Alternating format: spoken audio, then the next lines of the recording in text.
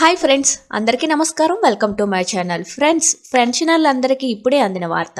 ఆంధ్రప్రదేశ్ ప్రభుత్వం పింఛన్ల అంశంపై ఫోకస్ పెట్టింది. ఇటీవల కలెక్టర్ సమావేశంలో రాష్ట్ర వ్యాప్తంగా పింఛన్లను తనిఖీ చేయాలని ముఖ్యమంత్రి చంద్రబాబు నాయుడు గారు ఆదేశించారు. ఇటీవల రాష్ట్ర వ్యాప్తంగా 2 రోజుల పాటు పైలట్ ప్రాజెక్టు కింద పింఛన్లను తనిఖీ చేయగా అనర్హులు చాలా మంది పింఛన్లు తీసుకుంటున్నట్లు గుర్తించారు. ఈ క్రమంలోనే వచ్చే 3 నెలల్లో పింఛన్ తనిఖీ చేసి అనర్హులుగా తేలితే పింఛన్లను కట్ చేయాలని ఆదేశించారు.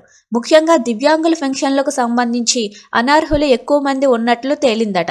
దొంగ సర్టిఫికేట్తో చాలా మంది పింఛన్లు తీసుకుంటున్నట్లు గుర్తించారట. ఈ మేరకు అధికారులు చర్యలకు సిద్ధమవుతున్నారు. రాష్ట్ర వ్యాప్తంగా ప్రభుత్వం అనర్హుల పేర్లను పింఛన్ల జాబితాల నుంచి తొలగించే పనిలో ఉంది.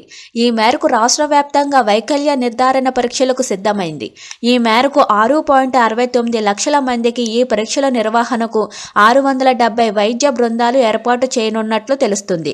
వీరిలో ఆర్థో కేటగిరీలో 4,64,000, విజువల్ విభాగంలో 95,561 మంది, ఇతరులు ENT కేటగిరీలో ఉన్నారని చెప్తున్నారు.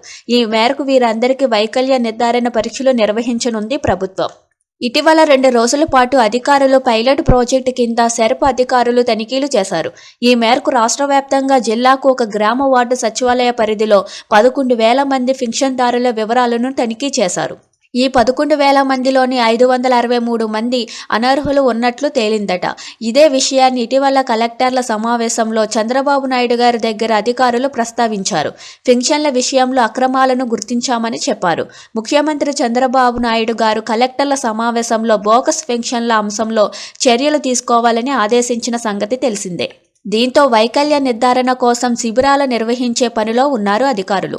ఒకవేళ అనర్హులు ఉంటే వాళ్ళ పింఛన్లను కట్ చేస్తారు. Thank you for watching this video.